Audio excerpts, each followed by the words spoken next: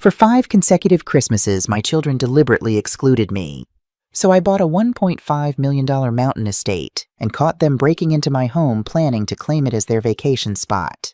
They never expected I'd have security cameras, a police officer, and a lawyer waiting when they showed up uninvited with suitcases for their surprise holiday. I wasn't supposed to discover their Christmas plans this year.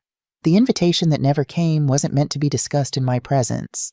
But when your 8-year-old grandson FaceTimes because he misses you, family secrets have a way of spilling out. Abuela, why aren't you coming for Christmas again? Emilio's innocent face filled my iPad screen, his forehead wrinkled in genuine confusion. I could see the familiar terracotta walls of my son Miguel's living room behind him, already adorned with holiday decorations. It was only December 1st. What do you mean, cariño? I kept my voice light, though something cold settled in my stomach. Papa said you're busy this year. Are you going somewhere fun instead? Can I come with you? I'm not sure what your father means, Emilio. No one has talked to me about Christmas plans yet. His little face scrunched up. But everyone's coming to our house. Mama's making lists. She has a special folder called Christmas 2023 with everyone's names. I saw it. Is my name on that list, Emilio? Before he could answer, a hand appeared taking the iPad from him. My daughter-in-law Valentina's perfectly made-up face replaced Emilio's. Emilio, you know you're not supposed to use the iPad without asking. She scolded, then noticed me. Oh, Elena, sorry about that. He's going through a boundary testing phase. Valentina, I was just asking Emilio about Christmas. It seems you're hosting... Her smile tightened almost imperceptibly. Oh, we're still finalizing details. Nothing set in stone. I see. I kept my face pleasantly neutral, a skill perfected over 62 years of life and 39 years of teaching university students. Well, when you finalize things, please let me know. I'd love to see the grandchildren. Of course, I should go. Emilio needs to finish his homework. Say goodbye to Abuela Emilio. I heard his muffled, Adios, Abuela, before the call ended. Sitting alone in my too-quiet house, I stared at the blank screen for several long moments. This would be the 5th Christmas in a row. 5 years since Diego died. 5 years of increasingly transparent excuses. We're keeping it small this year. Mama, the kids have been exposed to something at school. We don't want to risk getting you sick. Oh, didn't Miguel tell you we changed plans last minute? I looked around the house that Diego and I had shared for 40 years, where we'd raised 3 children and hosted countless holiday gatherings. The house that had once burst with laughter arguments, and life now felt like a museum of memories. At that moment, something inside me, something that had been bending and accommodating for 5 lonely years, finally broke. Later that evening, I decided to check Sophia's Instagram page. My middle child rarely called anymore, but she documented every moment of her life online. There it was, a photo from last Christmas. The entire family gathered around a beautifully set table, Miguel and Valentina, Sophia, and her husband Carlos, my youngest Dante with his wife Isabella, all the grandchildren. Everyone tagged except me, because I wasn't there. The caption read, Annual Ramirez Family Christmas Tradition. So blessed to have everyone together. Had familia, Navidad, had traditions. Everyone. Except me. I opened my laptop and navigated to my banking portal. The balance of my account still startled me sometimes. Diego had been a brilliant financial planner, investing steadily throughout our marriage. Then there was my family inheritance from my father's restaurant chain, which had grown substantially under Diego's management. Our children had no idea, largely because Diego and I had chosen to live modestly, prioritizing experiences over possessions. They assumed the university professor's pension was all I had. They thought I needed their financial help, which made their neglect even more glaring. They didn't neglect me because they thought I was poor. They neglected me despite thinking I was poor. My finger hovered over the trackpad for only a moment before I clicked over to a real estate website. I'd been idly browsing mountain properties for months, a daydream, a way to imagine a different life. But suddenly it wasn't a daydream anymore. The next morning I pulled out the file cabinet keys Diego had left me. There was one drawer I'd never opened, his personal documents that seemed too painful to face after his death. But now something urged me to look. Inside I found investment records, property deeds, and a sealed envelope with my name on it. My hands trembled as I opened it, recognizing Diego's handwriting. Mi querida Elena, if you're reading this, I am gone, and I'm sorry for that. I'm sorry for many things. I was not always the husband you deserved or the father our children needed. I put my career before our family too often, and I fear I taught our children to value success over compassion. What you don't know is that 15 years ago, I purchased land outside Santa Fe, 5 acres in the Sangre de Cristo Mountains. I never told you because I wanted it to be a surprise for our retirement. The deed is in both our names. I've watched you sacrifice your dreams for mine, for our children. When I'm gone, please don't continue sacrificing. Live the life you want. Our children have received every advantage, every opportunity. You owe them nothing more. Todo mi amor, Diego. I sat back stunned. The land alone would be worth a fortune now, and Diego, who rarely spoke of emotions, had seen more than I realized. I pulled out the deed. Sure enough, there it was, 5 acres of prime mountain real estate. Why hadn't anyone from the county contacted me about property taxes? I dug deeper and found records showing Diego had set up an automatic payment system that still drew from our investment account. My phone rang, interrupting my thoughts. It was Mateo Vega, Diego's best friend and our family attorney. Elena, it's been too long. How are you? I'm discovering things, Mateo. I just found Diego's letter about the Santa Fe property. A long pause. He made me promise not to mention it unless you found it yourself. He wanted you to make that choice without influence. Did you know he felt he'd been a poor father, that he worried about the values our children learned? Another pause. Diego was complicated, Elena. Brilliant in business, sometimes blind in family matters. He realized too late that Miguel especially copied his worst traits, the ambition without the integrity. What do you mean? Mateo sighed. I shouldn't tell you this, but after Diego died, Miguel came to my office. He wanted to know if there was a way to gain control of your assets, claiming concerns about your mental capacity. I refused, of course. The shock of this betrayal felt physical, like a blow to my chest. Sophia and Dante too. No, not directly. But they didn't object when Miguel floated the idea at a dinner I attended. They seemed to think it might be for your own good someday. I thanked Mateo and promised to call back soon. After hanging up, I sat among Diego's papers, a new clarity washing over me. I'd been blind to warning signs for years, the way my children spoke over me, their dismissive glances when I offered opinions, their suggestions that I might be happier in a retirement community. I returned to my laptop and scheduled a viewing for a property I'd admired online for weeks. A Spanish-style mountain estate with panoramic views, floor-to-ceiling windows, and complete privacy on 5 wooded acres near Santa Fe. It was listed at $1.5 million, a figure that would shock my children speechless. The realtor Adriana Montoya seemed skeptical when I arrived alone for the viewing the next day. This property is quite an investment, she said carefully, eyeing my sensible shoes and simple coat. Most of our buyers in this price range are couples or families looking for vacation homes. I'm not most buyers, I replied simply. As we toured the house, something settled in my chest, a feeling of rightness I hadn't experienced since before Diego died. The soaring windows that showcased the mountains beyond, the massive stone fireplace, the gourmet kitchen where I could finally try all those complicated recipes I'd saved, the tile work and architectural details that honored my Spanish heritage in a way my suburban Albuquerque home never had. There's a security system already installed, Adriana mentioned as we walked through the primary suite. The previous owners were quite security conscious. Top-of-the-line cameras, motion sensors, the works. The monitoring subscription would need to be reactivated, of course. I nodded, already imagining myself here. Safe. Independent. I'll take it, I said. Adriana blinked. Don't you want to think it over? Perhaps discuss it with family. I've been thinking it over for months, I said truthfully, and my family isn't involved in my financial decisions. 2 weeks later, I signed the final paperwork and received the keys to my new home. The process had moved quickly thanks to my ability to make a substantial cash offer. As I drove up the winding road to what was now my mountain retreat, snowflakes began to fall, dusting the pines that lined the driveway. Inside, I walked from room to room, running my hands along countertops and window frames that belonged to me alone. No memories here, no ghosts, no disappointed expectations. I activated the security system, immediately setting up the app on my phone that would allow me to monitor the property from anywhere. Then I called the one person who had remained a true friend through everything. Mateo, it's Elena. I've done something either incredibly brave or incredibly foolish. I laughed, the sound echoing in the empty house. And I could use some legal advice about establishing residency and updating my will.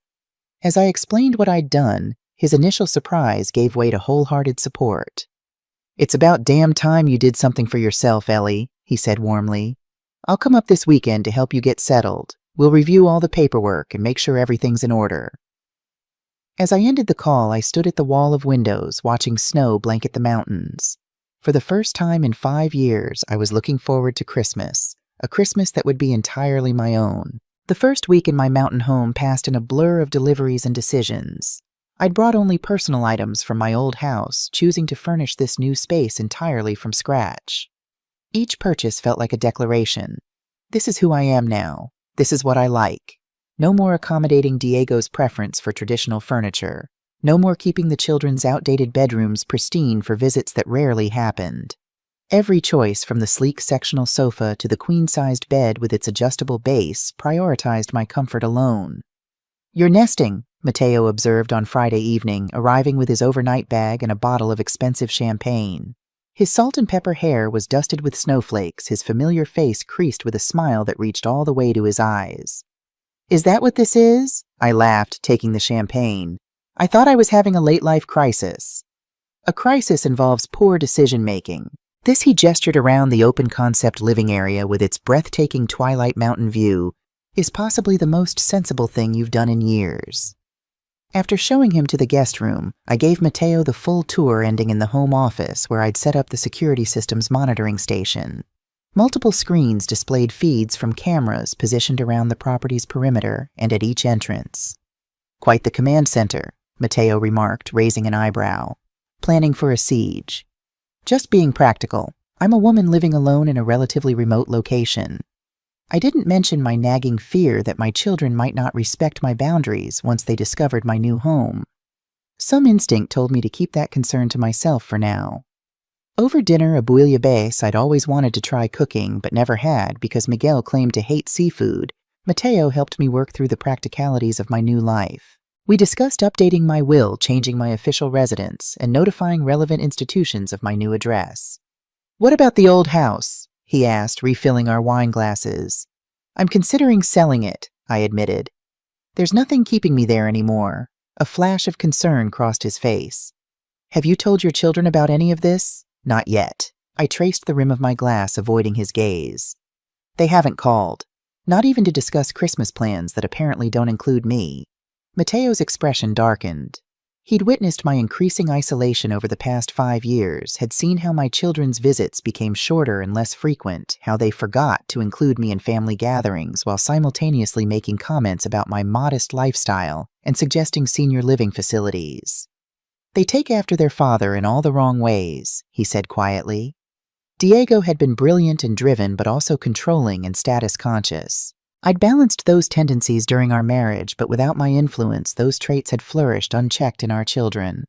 I keep wondering where I went wrong. I confessed the wine, loosening my usual reserve. Was I too indulgent? Too critical? Did I not teach them empathy? "You didn't go wrong, Elena. Some people make selfish choices even when raised with better values." He reached across the table to squeeze my hand. "The question now is, what do you want your relationship with them to look like going forward?" I considered this as we moved to the sofa with our wine. The fireplace cast a warm glow over the room, snow falling gently beyond the windows. "I want a relationship based on mutual respect," I said finally. "Not obligation, not pity, and certainly not convenience when it suits them." Matteo nodded thoughtfully. "Then perhaps this," he gestured around the room, "is the perfect opportunity to reset those expectations."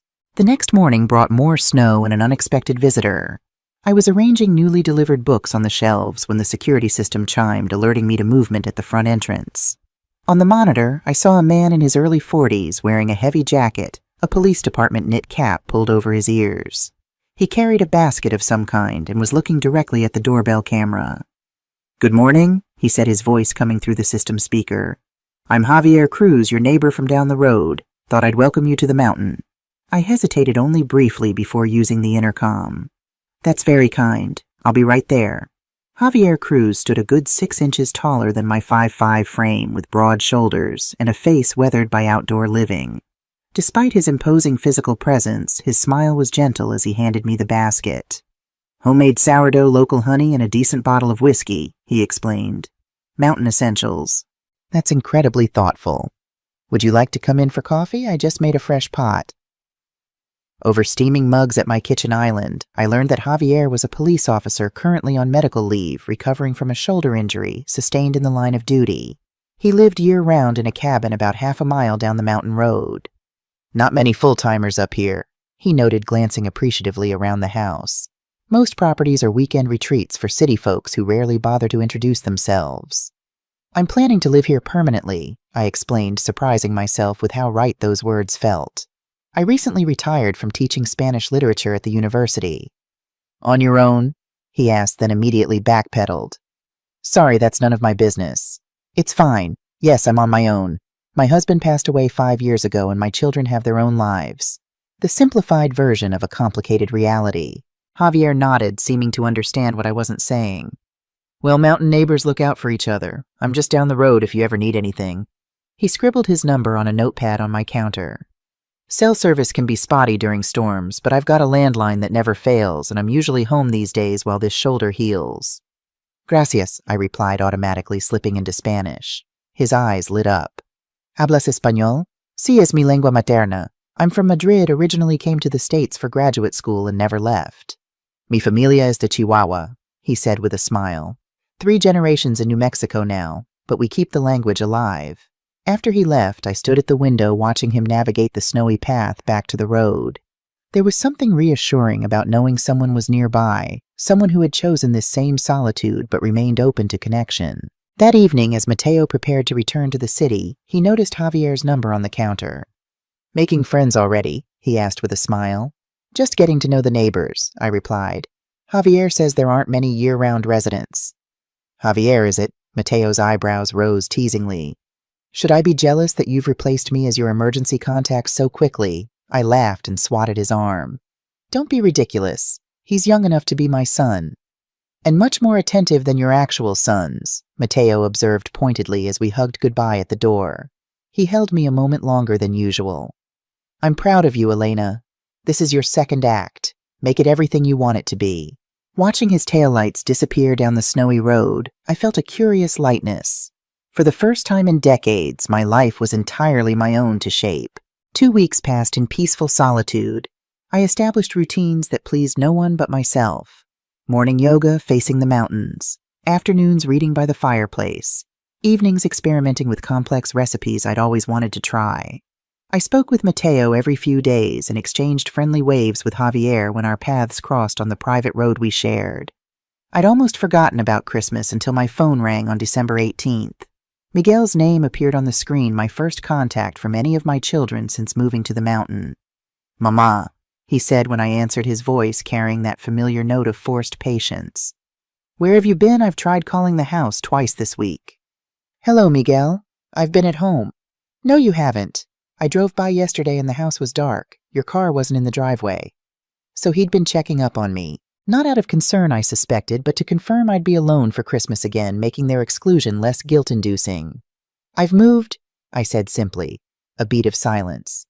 Moved where you didn't say anything about moving." I wasn't aware I needed permission.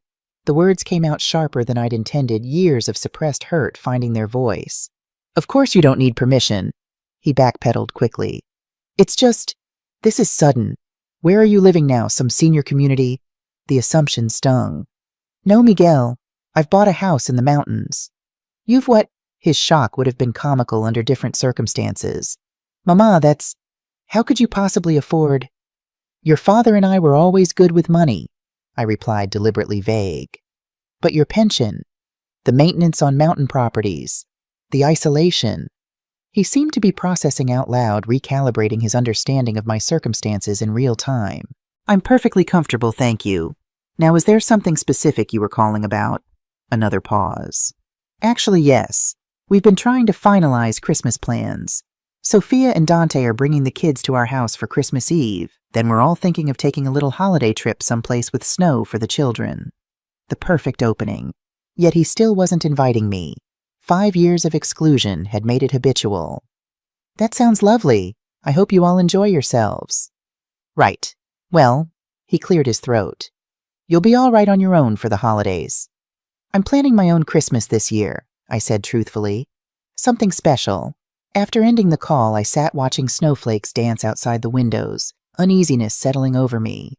The conversation felt like reconnaissance, Miguel confirming I had no expectations of inclusion before finalizing their plans. My suspicions were confirmed 2 days later when the security system alerted me to a vehicle approaching. Through the kitchen window, I recognized Miguel's luxury SUV crawling up my driveway, moving slowly as if the driver was uncertain of the destination. The vehicle stopped. Miguel emerged, looking up at the house with an expression of disbelief. He snapped several photos with his phone before returning to his car and driving away. I called Mateo immediately. He didn't even knock, I explained, watching Miguel's car disappear down the mountain road on the security feed. Just took pictures and left. That's concerning, Mateo said, his lawyer's caution evident. How did he even find your address? I'm not sure. I hadn't shared my new address with any of my children yet. The property records wouldn't be updated this quickly, would they? Unlikely. Could he have followed you? Or perhaps the real estate agent mentioned something. We ended the call with Mateo promising to check if the property transfer had been recorded publicly yet. I tried to dismiss my uneasiness, but that night I double-checked every door and window before bed. The next morning brought a flurry of texts from all 3 of my children, the most communication I'd received from them in months. From Miguel, Mama, we need to talk about this house situation. Call me ASAP. From Sophia, since when do you have money for a vacation home? We need to discuss this as a family. From Dante, are you sure this purchase is a good idea at your age? Living alone in the mountains seems risky. I responded to none of them, choosing instead to drive into town for groceries and final Christmas preparations. I decided to host a small dinner on Christmas Eve, just myself, Mateo, and Javier, who had mentioned having no family nearby. When I returned home that afternoon, loaded with packages and food, something felt immediately wrong. The security system showed no alerts, but a subtle difference in the arrangement of the entryway bench caught my attention. I set down my bags and checked the security app on my phone, reviewing footage from the past few hours. At 2:17 p.m., a car I recognized as Sophia's had pulled into my driveway. The exterior camera captured her and Dante approaching my front door, looking around furtively. Sophia reached into her purse and pulled out what appeared to be a key. My heart raced as I watched them let themselves into my home. My home. The interior cameras showed them wandering through every room, opening closets, examining furniture, peering at price tags I hadn't yet removed. Their commentary was picked up clearly by the microphones. This place must have cost at least $1 million, Sophia said, running her hand along my new kitchen countertop. Where the hell did she get that kind of money? Dad must have had investments we didn't know about, Dante replied, opening my refrigerator and helping himself to a bottled water without hesitation. She certainly couldn't afford this on a teacher's pension. Did you see the view? This location is prime real estate. Think about the family gatherings we could host here. So much better than her old house. Miguel's already making plans. We're all coming up for Christmas. Surprise her, he says. Sophia laughed as if this was somehow still her decision. My hands shook as I fast-forwarded through their 40-minute invasion of my privacy.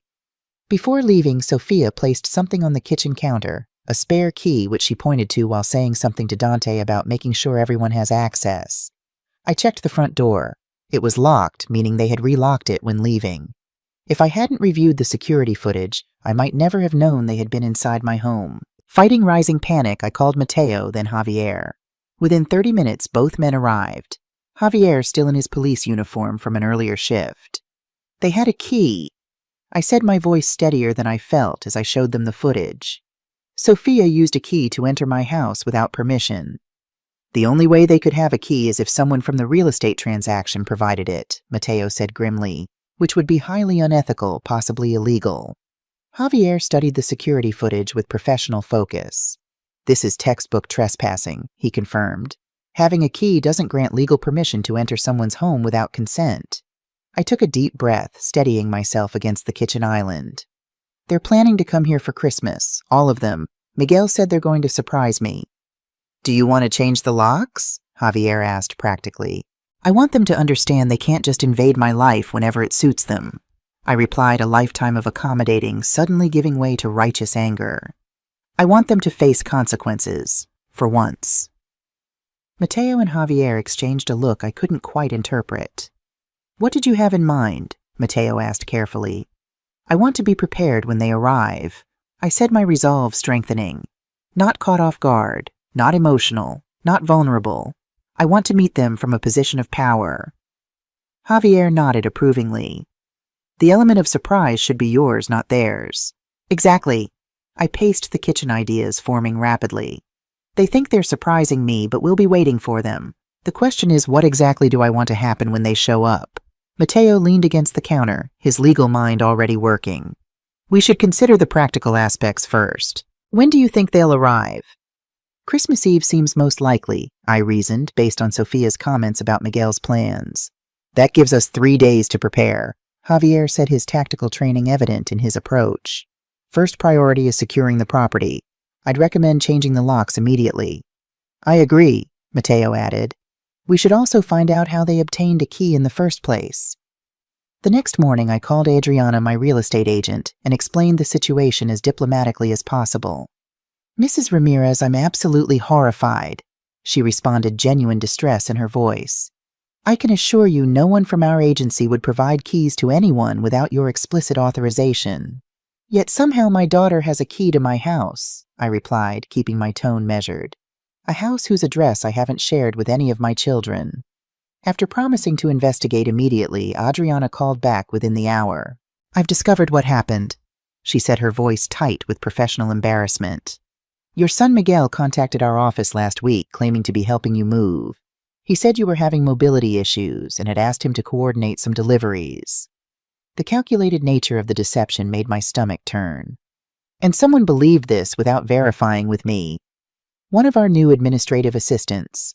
Yes, she provided a key to him, thinking she was being helpful. I've already initiated disciplinary proceedings. This is a serious breach of protocol. By that afternoon, a locksmith had changed every external lock on the house, and Javier had helped me upgrade the security system to include alerts for any attempted use of invalid keys.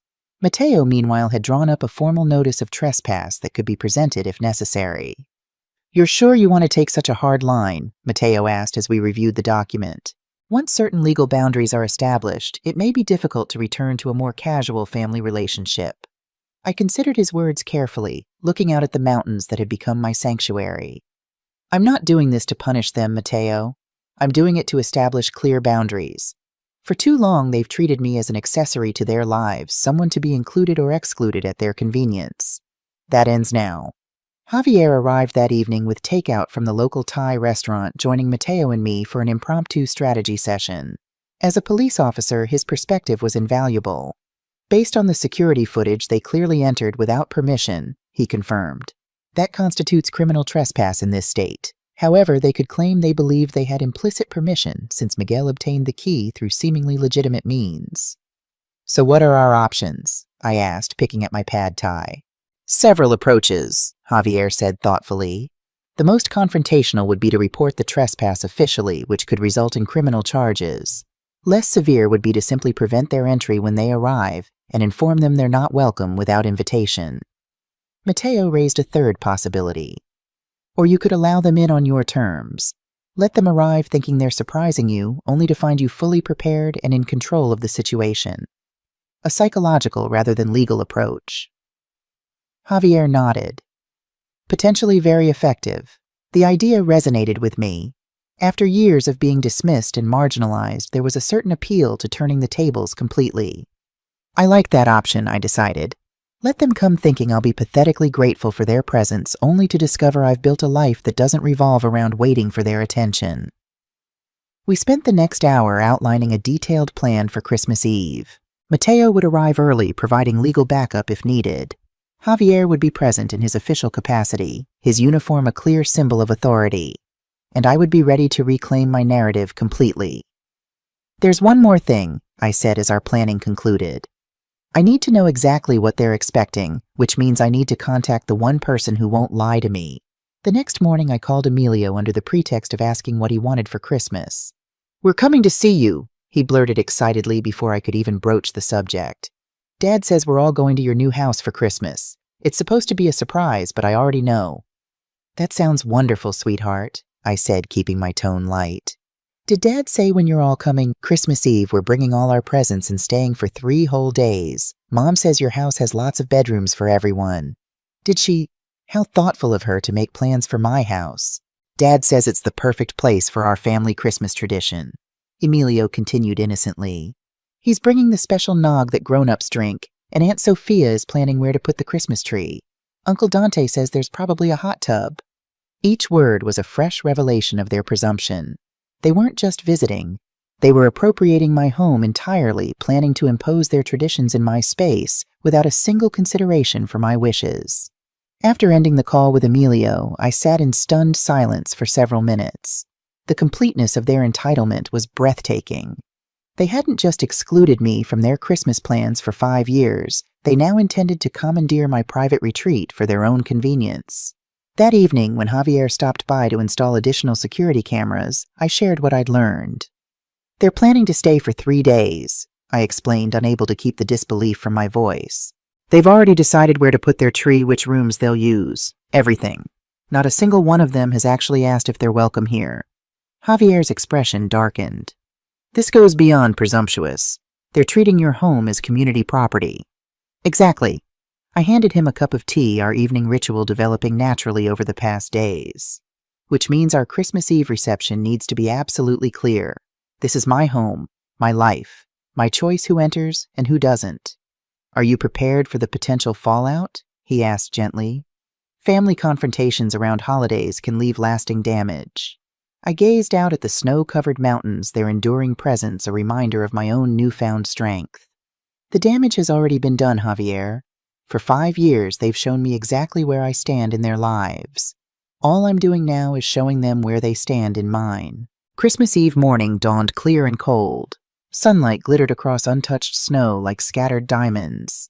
I woke early, a mixture of determination and nervous energy propelling me through my morning routine. Today, everything would change. Either the beginning of honest relationships with my children, or the final acknowledgement that those relationships had been irreparably damaged by years of neglect. Despite my outward resolve, I found myself gripping the bathroom counter, suddenly breathless. What if I was overreacting? What if confronting my children destroyed what little relationship we had left? For a moment, I felt like the confused widow they believed me to be, not the strong woman I'd become. No, I whispered to my reflection. You deserve respect. They've had 5 years to include you. 5 years of excuses. I'd spent the previous day transforming the house into exactly the Christmas environment I wanted. No concessions to my children's preferences. No accommodations for grandchildren I rarely saw. Instead, I decorated with elegant simplicity white lights woven through fresh pine garlands on the mantelpiece, a small, tasteful tree adorned with the antique glass ornaments my mother had left me, and sophisticated table settings for 3 myself, Mateo and Javier for Christmas Eve dinner. The guest rooms remained conspicuously untouched. No extra towels, no turned-down beds, no special accommodations for unexpected visitors. Every aspect of the house made one statement: this is my home arranged for my pleasure, not a hotel awaiting your arrival. At 9 Tezuris, Mateo called to confirm his plans. I'll arrive around 2 Tezuris, he said. That gives us plenty of time to review everything before your children's expected arrival. Perfect. Javier is coming at 1 Hari to help with final security preparations. How are you feeling, Elena? Mateo's voice softened with concern. I considered the question, looking out at the pristine landscape. Remarkably calm. For the first time in years, I feel completely in control of my own life. After ending the call, I checked my appearance in the mirror. I'd chosen my outfit carefully, not the comfortable but shapeless clothes my children were accustomed to seeing me in, but a well-tailored burgundy dress that highlighted my still trim figure, paired with the pearl necklace Diego had given me on our 30th anniversary. My silver hair was freshly styled in a modern cut that framed my face elegantly, and I'd taken extra care with makeup emphasizing my eyes. The woman looking back at me didn't resemble anyone's fading grandmother. She looked confident, sophisticated, and very much in command of her circumstances. Javier arrived precisely at 1 Hezir, dressed in his full police uniform, rather than the casual clothes I'd grown accustomed to seeing him in. The official appearance was intentional. We'd agreed his presence should communicate authority rather than merely friendship. The roads are clear, he he reported, stamping snow from his boots in the entryway. No traffic issues that might delay their arrival. Good. Everything needs to proceed on our timeline, not theirs. We spent the next hour reviewing the security system and finalizing our strategy. Javier had positioned additional cameras to capture the driveway approach and every entrance to the house. All feeds were now displayed on multiple devices, the monitoring station in my office, Javier's tablet, and my phone, ensuring we'd have comprehensive awareness of my family's arrival and movements. Remember, Javier said as we finished, you're in control here. This is your house, your rules, your boundaries. Don't let them flip the script. I won't, I promised, grateful for his steady presence. When Mateo arrived at Tuazi bringing a bottle of expensive champagne for celebrating afterward, the three of us conducted a final walkthrough of the house. Every detail was perfect, from the elegant holiday decorations to the tantalizing aroma of the beef Wellington slowly cooking in the oven, a sophisticated Christmas Eve dinner for three. The table settings are a particularly nice touch, Mateo observed, nodding at the dining room with its three carefully arranged place settings. The physical evidence that you weren't expecting them speaks volumes. That's precisely the point, I agreed. I've moved on, created my own traditions. They need to understand I'm no longer waiting by the phone for their attention. At 3:30, Javier's tablet chimed with an alert. Vehicle approaching, he announced, showing us the feed from the driveway camera. Miguel's SUV led the procession, followed by Sophia's crossover and Dante's sports car. I counted heads as they parked. All three of my children, their spouses, and 5 grandchildren, ranging from Emilio's 8 years to Sophia's daughter Lucia's teenage 15. 10 people arriving unannounced, expecting accommodations in a house prepared for 3. Are you ready? Mateo asked quietly, standing beside me at the window as we watched them unload luggage and wrapped gifts. Completely, I assured him, though my heart had begun to race. Javier positioned himself discreetly in the kitchen, visible enough to be noticed, but not immediately confrontational. We watched on the monitor as Sophia approached the front door key in hand. Her first attempt to insert it failed, as did her second. Confusion crossed her face as she realized the locks had been changed. After a brief consultation with Miguel, she pressed the doorbell instead. The chime echoed through the house as I smoothed my dress, took a deep breath, and moved to answer it with deliberate, unhurried steps. Sorpresa! Multiple voices chorused as I opened the door, their faces arranged in expressions of exaggerated excitement that faltered slightly when they registered my appearance. Elegant, composed, and clearly not surprised at all. Hello, I said pleasantly, making no move to step aside and allow entry. This is unexpected. Miguel recovered first, his salesman's smile sliding back into place. Merry Christmas, Mama. We thought we'd surprise you with a family holiday at your new place. He gestured expansively at the assembled group. Everyone's here. So I see, I replied, still blocking the doorway. How thoughtful of you to decide how I should spend Christmas in my own home. An uncomfortable silence descended as my less than enthusiastic response registered. Valentina shifted awkwardly beside Miguel, while the younger grandchildren looked confused by the tension. Dante's wife Isabella checked her watch impatiently. Mama, Sophia said with a nervous laugh. It's freezing out here. Can we come in? That depends, I said calmly. Did any of you consider calling to ask if I was available to host 10 people for Christmas, or whether I had my own plans? Dante stepped forward, employing the cajoling tone he used when he thought I was being difficult. Come on, Mama. We wanted to surprise you. You're always saying you want to see more of the grandkids. A surprise visit is dropping by for coffee, Dante. Not arriving with luggage for a 3-day stay without invitation. Miguel's expression darkened. Mama, you're being ridiculous. It's Christmas. Family should be together. I agree completely, I said. Which is why it's so interesting that this is the first Christmas in 5 years that any of you have wanted to include me in your plans. Coincidentally, right after I purchased a desirable mountain property. The stunned silence that followed was broken by Emilio's innocent voice. Daddy, you said Abuela would be happy to see us. The genuine confusion in his voice nearly broke my resolve. But I reminded myself this wasn't about punishing my grandchildren. It was about establishing boundaries their parents had trampled for years. I am always happy to see you, Emilio, I said gently, but right now I need to speak with your parents about some adult matters. I stepped aside, finally allowing them to enter the foyer, where they immediately noticed Javier standing in his police uniform, watching silently from the kitchen doorway. Miguel froze mid-step. Mama, why is there a police officer in your house? This is Officer Javier Cruz, I said, closing the front door behind my bewildered family. He's here because I have concerns about unauthorized entry to my home.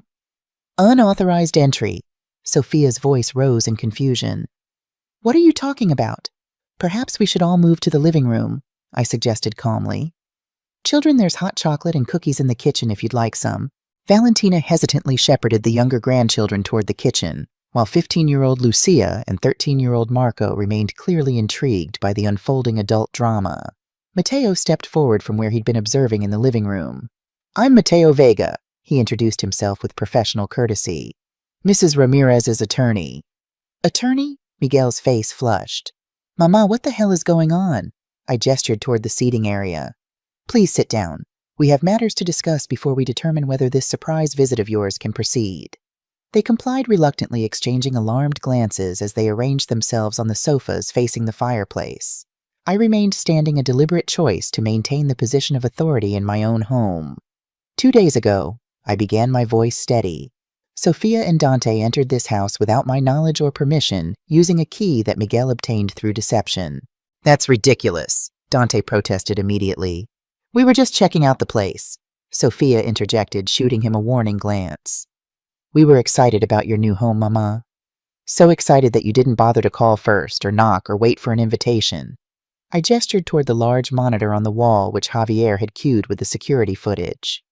Perhaps this will refresh your memory. The screen came to life, showing Sophia and Dante furtively approaching my front door, looking around before using the key. Their recorded voices filled the room as they wandered through my house, making comments about the furniture, discussing which bedrooms they'd claim for their families, and speculating about my finances. Miguel's already making plans. We're all coming up for Christmas. Surprise her, he says. Sophia's recorded voice echoed through the suddenly silent room, as if this is somehow still her decision. Her recorded laughter followed. I paused the footage, observing their reactions. Sophia's face had drained of color. Dante stared at his shoes. Miguel looked thunderstruck, perhaps realizing his siblings had implicated him directly. That's an invasion of privacy, Sophia finally sputtered. You can't just record people without their knowledge. Actually, Javier spoke for the first time, his official tone filling the room. Homeowners have the legal right to maintain security systems on their property, including video surveillance. What they don't have a right to do is enter someone else's home without permission, which is criminal trespass under state law. We had a key, Dante protested. Obtained through false pretenses, Mateo countered smoothly. Miguel contacted the real estate office claiming Mrs. Ramirez needed assistance due to mobility issues, a complete fabrication designed to gain unauthorized access to her property. All eyes turned to Miguel, whose salesman's composure had completely evaporated. I was just trying to help, he said weakly. We wanted to see the place before Christmas. You could have asked, I said simply. You could have called and said, Mama, we'd love to see your new home. May we visit? Instead, you chose deception, invasion, and presumption. Presumption? Valentina had returned from settling the younger children in the kitchen. We're family. Family doesn't need formal invitations. Apparently I do, I replied, meeting her gaze steadily. For 5 years, I've needed an invitation to Christmas gatherings that never came. 5 years of we're keeping it small this year, and we've made other plans. 5 years of seeing my grandchildren only when it was convenient for you. A heavy silence fell over the room. Lucia, old enough to understand the implications, looked between her parents and me with dawning comprehension. You never invited Abuela for Christmas, she asked her mother. Not once in 5 years, Sophia shifted uncomfortably. It's complicated, honey. It's actually quite simple, I corrected gently. I became inconvenient after your grandfather died. Too much effort. Too old-fashioned. Too unnecessary. Until I acquired something desirable, this house, and suddenly I'm worthy of inclusion in the family Christmas. That's not fair, Miguel protested, though his voice lacked conviction. Isn't it? Then explain why you told Emilio I was busy this Christmas when you hadn't bothered to ask if I had plans. Explain why you felt entitled to enter my home without permission. Explain why you brought luggage for a 3-day stay without once considering whether I might want 10 unexpected house guests. No one seemed able to formulate a response. Javier shifted slightly, his uniform catching the light, a reminder of the potential consequences hovering over the situation. Are we? Dante finally ventured. Are we being charged with something? That depends on you, I answered. I have no desire to press charges against my own children. What I want is acknowledgement, respect, and genuine connection, not to be treated as an afterthought or a convenience. Mateo stepped forward holding a document. Mrs. Ramirez has prepared a simple statement of understanding. It acknowledges the unauthorized entry establishes clear expectations about future visits, requiring explicit invitation, and outlines a path forward for rebuilding family relationships based on mutual respect. You want us to sign a contract to visit our own mother? Sophia asked incredulously. No, I corrected her. I want you to recognize that I am a person with autonomy, boundaries, and feelings, not a resource to be accessed when convenient and ignored when not. The document is merely a formal acknowledgement of that reality. The silence that followed was broken by an unexpected voice. Lucia, my teenage granddaughter, stood up from where she'd been sitting beside her mother. I'll sign it, she said firmly. Abuela deserves better than how we've treated her. The simple statement from a 15-year-old cut through the tension like a knife. Sophia looked at her daughter in surprise, then slowly back at me, really seeing me perhaps for the first time in years. Mama, she began, her carefully maintained facade cracking slightly. We never meant to make you feel excluded. Intentions matter less than actions, I replied not unkindly. For 5 years, your actions have spoken clearly about my place in your lives. Miguel, ever the pragmatist, assessed the situation with newfound clarity. So, where does this leave us now? Are we supposed to just leave on Christmas Eve? I looked around at my children, their spouses, my grandchildren, who were innocent parties in this adult conflict, the carefully prepared dinner for 3 in my dining room, the plans I'd made for a quiet, dignified holiday on my own terms. That, I said finally, depends entirely on what happens next. For several long moments, no one spoke. The crackling fire and distant sounds of the younger children in the kitchen were the only noises breaking the tense silence. I remained standing, watching my 3 adult children process the reality of their situation, caught in deception, confronted with evidence and finally facing consequences for years of thoughtless behavior. Miguel was the first to recover, his businessman's instinct for damage control taking over. Mama, clearly we've made some serious mistakes here, he began, his tone conciliatory. We should have called first. Obviously, the key situation was inappropriate. Inappropriate, I repeated the word, letting its inadequacy hang in the air. Breaking into my home and planning to commandeer it for your holiday convenience goes well beyond inappropriate, Miguel. Sophia wiped discreetly at her eyes, her carefully applied makeup beginning to smudge. We never thought of it as breaking in, she said quietly. In your minds, you'd be happy to have us all together, without asking me. Without considering that I might have made my own plans after 5 years of solitary holidays. Dante, always the most defensive of my children, shifted restlessly. You're making it sound like we deliberately excluded you all these years. That's not fair. We've all been busy. Lives get complicated. Too busy for a phone call, I interrupted. Too complicated to extend a simple invitation. I never expected any of you to prioritize me above your own families, Dante. I just wanted to be considered part of those families. Lucia stood up suddenly. I want to know why we never visited Abuela for Christmas, she announced, looking directly at her mother. You always said she preferred quiet holidays, that she didn't like traveling in winter. Sophia flinched visibly. Lucia, please, this isn't the time. It's exactly the time, I countered. Lucia deserves honest answers. All the grandchildren do. I turned to my granddaughter Heart, aching at how much she'd grown in the glimpses I'd been allowed of her life. I never said I preferred quiet holidays, Lucia. Quite the contrary. I've called every December for 5 years asking about Christmas plans. Valentina cleared her throat. In all fairness, Elena, you have to admit you don't exactly fit with our usual celebrations. The children have certain expectations for Christmas, traditions we've established. Traditions that deliberately excluded their grandmother. I finished for her. How convenient to establish traditions that justified leaving me out. Javier shifted slightly from his position near the doorway, a subtle reminder of his presence. Perhaps, he suggested professionally, this would be a good moment to consider the agreement Mr. Vega mentioned. Mateo stepped forward with the document. This isn't legally binding in a traditional sense, he explained. Rather, it's a clear articulation of boundaries and expectations going forward, a reset, if you will. Miguel accepted the papers, scanning them with a frown. This feels excessive. We're family. We shouldn't need written agreements. Apparently we do, I replied evenly, because verbal understandings and basic respect haven't been sufficient. As Miguel read through the document, Emilio appeared in the doorway, his small face troubled. Is Christmas canceled? He asked, looking around at the tense adult faces. The innocent question pierced through the confrontation, reminding me that my grandchildren were blameless in this situation. Whatever grievances I had with my children, the little ones deserved a joyful holiday. No, sweetheart, I answered gently.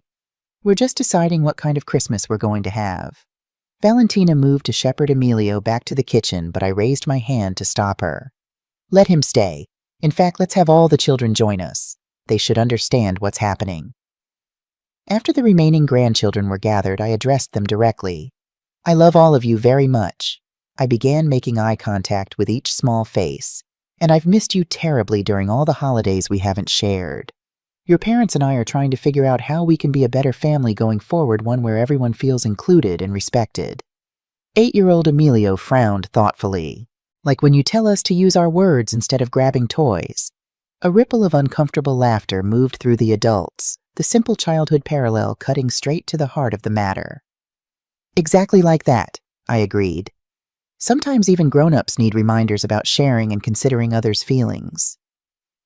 Miguel set down the agreement, his expression conflicted. Mama, can we have a moment to discuss this privately as siblings? I nodded, gesturing toward the study. Take all the time you need. As my children filed out to confer, I turned my attention to my grandchildren, asking about school activities, interests making up for lost time in small ways. Javier discreetly stepped outside to give us privacy while Mateo moved to the kitchen to prepare coffee. 15 minutes later, Miguel, Sofia, and Dante returned. Something in their demeanor had shifted, a newfound sobriety in place of their earlier defensiveness. We've talked it through, Miguel said, serving as spokesperson. And we owe you an apology, a real one. He took a deep breath. After Dad died, it was easier to build our holidays around our children's needs and our social obligations than to consider how lonely you might be. We told ourselves you were fine, that you understood that it was just how things worked out each year. Sophia stepped forward, tears now flowing freely. The truth is, I didn't want to face holidays without Dad. Being here reminded me he was gone, and it was easier to just create distance. I never considered how much worse that made it for you. And when we discovered you had this beautiful mountain home, Dante added, we were shocked, confused, and yes, opportunistic. Instead of being happy you'd found a new chapter, we immediately thought about how it could benefit us. Miguel picked up the agreement. We'll sign this, Mama. Not because we need a legal document to behave like decent human beings, but as a symbol of our commitment to do better, to be better. And we understand if you want us to leave, Sophia added quietly. We arrived uninvited and presumptuous. Our feelings aren't the priority here. I looked at my children, really looked at them, seeing beyond my hurt to the flawed, complicated adults they'd become. In their faces, I could see traces of Diego, of myself, of the babies I'd once held, and the teenagers I'd guided. Imperfect people who had made selfish choices, yes, but still my family. I don't want you to leave, I said finally, but I do want you to understand something fundamental. This is my home, my life built on my terms. You are welcome here when invited, when respectful, when genuinely interested in me as a person, rather than what I can provide. I gestured toward the dining table with its elegant settings for 3. I had plans tonight. Dinner with Mateo and Javier, who have shown me more consideration in recent weeks than my own children have in years. Those plans will proceed. Taking a deep breath, I continued. However, there's a lodge in town with excellent last-minute accommodations. I suggest you all get settled there tonight. Then tomorrow, Christmas Day, you're welcome to return as invited guests. We'll have a proper holiday meal, exchange gifts, and begin the process of rebuilding what's been broken. A mixture of relief and chastened understanding passed across their faces as they realized I was offering a path forward, not unconditional forgiveness, but an opportunity to earn back their place in my life. That sounds more than fair, Miguel said quietly. More than we deserve, honestly. As they gathered their belongings and prepared to depart for the lodge, Lucia approached me hesitantly. "Abuela, would it be okay if I stayed here with you tonight? I'd like to help with Christmas preparations." Her request, so genuine, so untainted by the adult complications surrounding us, touched me deeply. "I'd like that very much," I replied, embracing her for the first time in far too long. Before they left, however, Miguel drew me aside. His expression was uncharacteristically vulnerable. "Mama, there's something else you should know," he said, his voice low. "My company isn't doing well. I've been counting on a cash infusion from investors that hasn't materialized. When we found out about this house, I thought maybe you could help." The admission of financial desperation explained much about his behavior, but justified none of it. "That's why you were so eager to get close to me suddenly, for money." "I'm not proud of it," he admitted. "I convinced myself it was for the family that you'd want to help if you knew." "You could have simply asked," I said, feeling a new wave of disappointment. "Instead of going behind my back." "Would you have said yes?" he asked. "I don't know, Miguel, but your approach guaranteed my answer would be no." As he turned to leave, Dante approached next. Unlike Miguel, his face showed no contrition. "So you've had money all this time," he said, his voice tight with resentment. "Dad made sure you were taken care of while the rest of us struggled." "Struggled?" I repeated incredulously. "You live in a gated community in Santa Fe. Sophia has a second home in Taos. Miguel drives an $80,000 car. What exactly has been your struggle?" "You don't understand," he insisted. "Dad always favored Miguel, his golden boy who followed him into finance. I spent my whole life trying to measure up." "And that's somehow my fault?" I asked. "You could have intervened, made him see me differently." The childish accusation caught me off guard. "Dante, you're 35 years old. Whatever issues you had with your father, it's time to stop blaming others for them." He stiffened, eyes narrowing. "Easy for you to say now that you've got all this." He gestured around the house. "Dad left you set for life, while your father left each of you substantial trusts," I interrupted, revealing information I'd kept private until now. "Money you've received and apparently spent. The fact that you've chosen lifestyle inflation over financial security isn't Diego's fault. Or mine." Dante's face registered shock, then embarrassment. "He left us money when you each turned 30. Mateo handled the disbursements. You didn't think those investment returns just magically appeared, did you?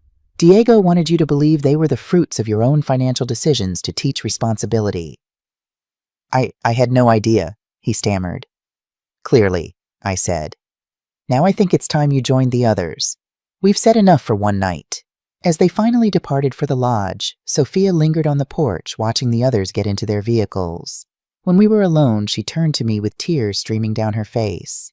"I miss him," she said simply. "Every holiday, every milestone, and seeing you, it just made the loss so real." "Don't you think I miss him too?" I asked gently. "Don't you think I needed my children more after he was gone, not less?" She crumpled, then sobbing openly. "I know. I've been selfish. Carlos and I are separating, have been for months.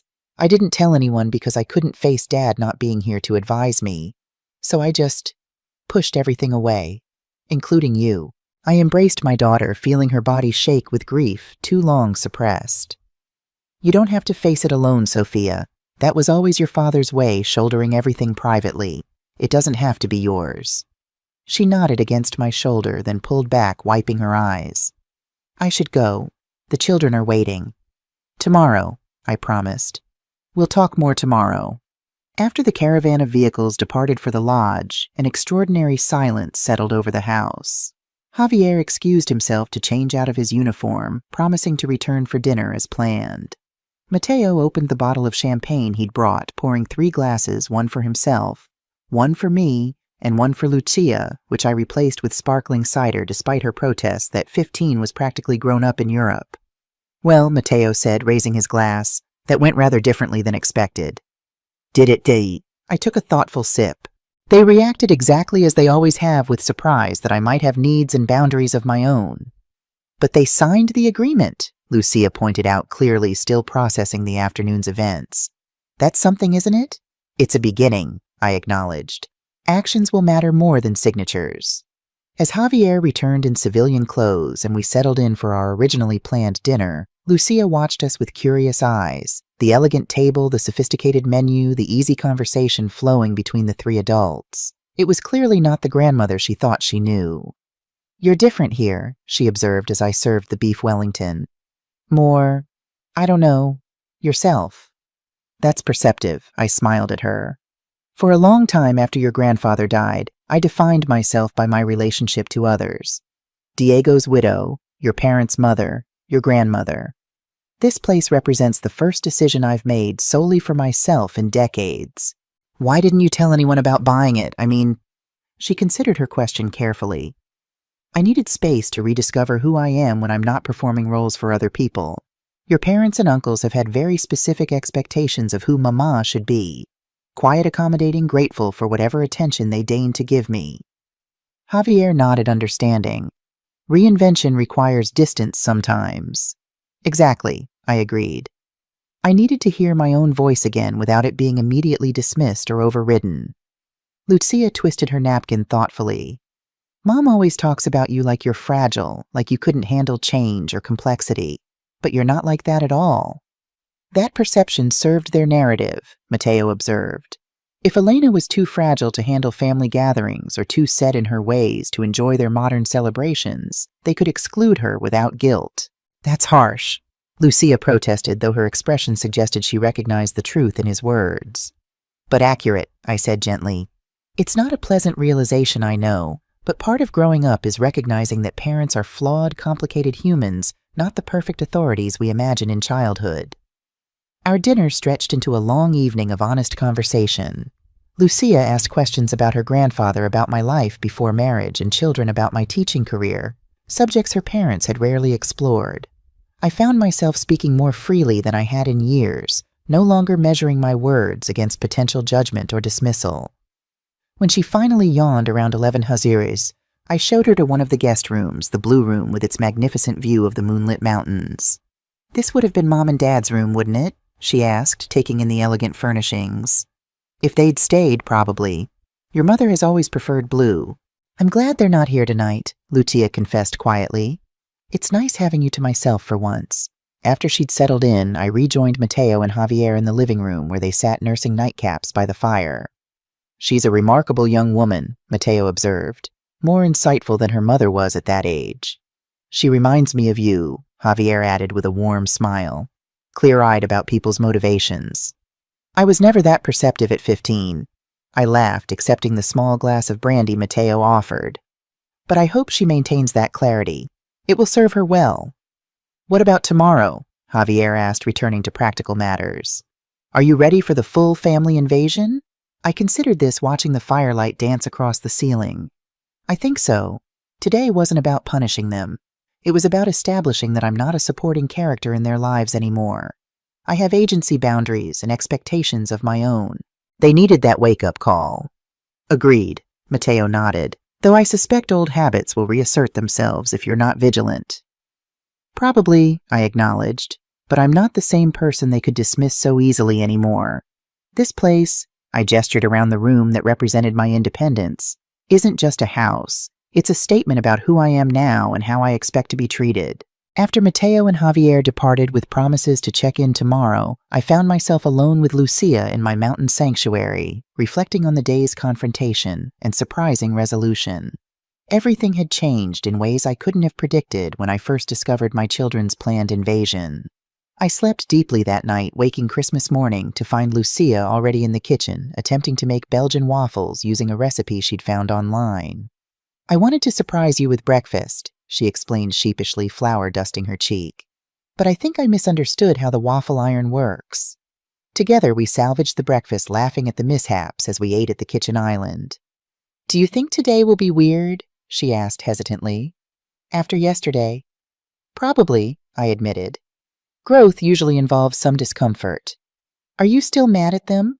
I considered this carefully. Not mad exactly.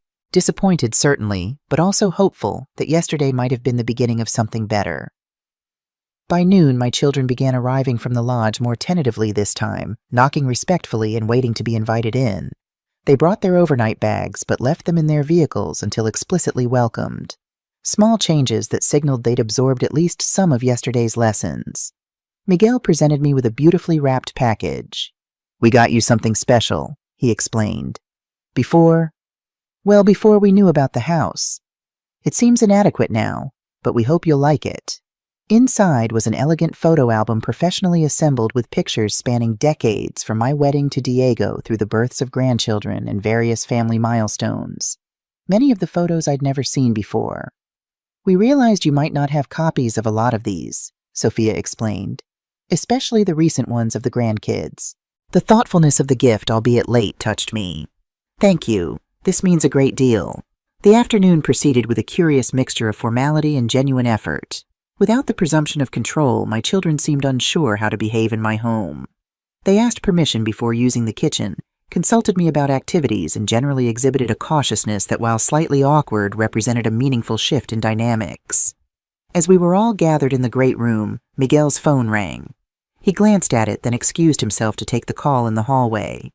When he returned, his face was ashen. "What's wrong?" Valentina asked immediately. "That was the security company for our house," he said, his voice strained. "There's been a break-in. They think it might have been targeted. The safe in my office was the only thing disturbed." "Oh my God," Sophia gasped. "Was anything taken?" Miguel's eyes met mine, and I saw real fear there. "All our important documents, including the deed to our house, our financial records, even Valentina's jewelry." "We should go," Valentina said, already reaching for her coat. "What about Christmas dinner?" The room fell silent as everyone looked to me. The irony wasn't lost on anyone. My children had planned to commandeer my holiday, and now circumstances were pulling them away. "Go," I said without hesitation. "Your home has been violated. I understand completely." Miguel seemed torn.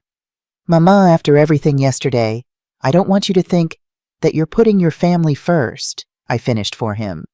"That's exactly what you should do. We'll have other Christmases." As Miguel and Valentina hurriedly prepared to leave, Sophia approached me. "Should we all go? I feel terrible abandoning you on Christmas Day." "This isn't abandonment," I assured her. "This is responding to an emergency. It's what families do." "Carlos and I can stay," she offered. "The break-in wasn't at our house." "That's thoughtful but unnecessary. Go support your brother. He needs his family right now." As they gathered their things, I noticed Lucia watching me with open admiration. "You're really okay with this?" she asked quietly. "I am," I said truthfully. "Yesterday wasn't about forcing them to celebrate Christmas with me. It was about being treated with basic respect. They're showing that respect now by considering my feelings. That matters more than whether we eat turkey together today." Before they departed, Miguel pulled me aside again. "Mama," he began, his voice thick with emotion. "I need to tell you something. The company papers were in that safe. Without them, you might lose everything." I finished, understanding the implications immediately. He nodded miserably. "I was going to talk to you today. About a loan. Not a handout, but a proper business investment. After yesterday, I realized I should have been straightforward from the beginning. I studied my eldest son's face, so like Diego's yet, with a vulnerability his father rarely showed. "We'll discuss it when you return," I promised. "Today, focus on securing your home. We'll figure out the rest." As they filed out to their cars, Dante lingered behind. Unlike the others, his expression was suspicious rather than grateful. "Convenient timing, don't you think?" he said once we were alone. "Right after we all agree to respect your boundaries, suddenly there's an emergency pulling us away." "What are you suggesting, Dante?" I asked, genuinely confused. "Nothing," he said, but his tone implied otherwise. "Just an observation. You think I'd orchestrate a break-in at your brother's house? To what end?" He shrugged. "You got what you wanted. We acknowledged our mistakes, signed your agreement. Maybe you decided you'd rather have your peaceful Christmas after all." The accusation was so absurd it would have been laughable if it weren't so hurtful. "That's a terrible thing to say," I replied, keeping my voice steady despite the anger flaring inside me. "Your brother's home has been violated, his family's security threatened, and your response is to craft conspiracy theories." Dante had the grace to look slightly ashamed, but didn't back down entirely. "It's just strange timing, that's all." "Life is full of strange timing, Dante. That doesn't mean it's manipulated." He nodded curtly, then followed the others outside, leaving me standing alone in my entryway, the silence of the house settling around me once again. But this time the silence didn't feel peaceful. It felt heavy with unfinished business. With the knowledge that while yesterday's confrontation had forced acknowledgement, it hadn't healed the deeper wounds that had been festering for years. As I watched their cars disappear down my driveway, I realized that reclaiming my life and rebuilding my family would be a longer, more complex journey than I'd anticipated. The mountain house had given me the strength to demand respect, but respect was only the beginning. Trust, forgiveness, and genuine connection would take much more time and perhaps more painful honesty to restore. Standing in the doorway of my beautiful mountain sanctuary, I felt both victory and loss. I had won the battle for recognition, but the war for real relationship had only just begun. And as the snow began to fall again, soft and silent, I wondered what the cost of that victory would ultimately be. Christmas afternoon stretched before me, empty and uncertain. The carefully planned holiday meal I'd prepared for my children and grandchildren sat in the refrigerator waiting for guests who had left abruptly. The presents remained under the tree unopened. The house so recently filled with voices had fallen silent again. I moved through the rooms like a ghost, straightening pillows that didn't need straightening, adjusting ornaments that were already perfect. The confrontation had gone as planned, better than planned even. My children had acknowledged their behavior, signed the agreement, shown genuine remorse. Yet victory felt hollow as I faced another Christmas alone. By evening, the snow was falling heavily. I sat by the fire with a glass of wine, watching the flakes dance in the glow of the outdoor lights. My phone had remained silent since Miguel texted to let me know they'd arrived home safely to find police already processing the scene. A knock at the door startled me from my thoughts. I wasn't expecting anyone. Through the security camera, I saw Javier on my porch, snow dusting his shoulders and hair. When I opened the door, the frigid air rushed in along with his concerned face. "I wanted to check on you," he said simply. "It didn't seem right for you to be alone on Christmas." The thoughtfulness of his gesture brought unexpected tears to my eyes. "That's very kind." I managed stepping aside to let him in. "I was just sitting with my thoughts." "Good thoughts or difficult ones?" he asked, shrugging off his heavy coat. "Complicated ones," I admitted. "I got what I wanted: acknowledgement, apologies, boundaries. So why does it still feel like something's missing?" Javier followed me to the living room, settling into the chair opposite mine. "Because establishing boundaries is just the beginning. It's necessary but not sufficient for meaningful relationships." I nodded, turning my wine glass slowly in my hands. "I keep thinking about Dante's accusation that I somehow orchestrated the break-in at Miguel's to drive them away." "That's absurd," Javier said firmly. "Of course it is, but it reveals how he sees me as manipulative, calculating. When did I become the villain in my son's story?" My voice cracked slightly on the last words. "You didn't," Javier assured me. "Dante's perception is about his own issues, not your character." We sat in comfortable silence for a while, watching the fire. Finally, I asked the question that had been nagging at me all evening. "Did I push too hard? Was I too harsh with them?" Javier considered this carefully. "You defended your dignity. That's never wrong. But rebuilding relationships is about more than just being right. It's about finding a way forward together." His words resonated deeply. "I'm not sure I know how to do that anymore," I confessed. "For 5 years, I've been the one waiting by the phone, grateful for whatever scraps of attention they offered. Now that I've changed the dynamic, I don't know what comes next." "You take it one day at a time," Javier said gently. "One honest conversation at a time." As if on cue, my phone rang. Sophia's name flashed on the screen. "Mama?" Her voice sounded strained when I answered. "I'm sorry to bother you so late." "It's never a bother, Cariña. What's going on?" "Miguel's break-in was worse than we thought. It wasn't random, it was targeted. The police believe it was orchestrated by one of his business partners." She took a shaky breath. "And it gets worse. The documents they took? Miguel's been involved in some questionable investments. Nothing illegal, but ethically gray. The kind of things Dad would never have approved of." I closed my eyes, absorbing this new information. "Is Miguel in trouble?" "Potentially serious trouble. His partner has essentially leveraged him out of the business. He could lose everything." She paused. "He didn't want me to tell you, but I thought you should know, especially since he'll probably come asking for money." "Thank you for being honest with me, Sophia." After we hung up, I shared the conversation with Javier, who looked troubled.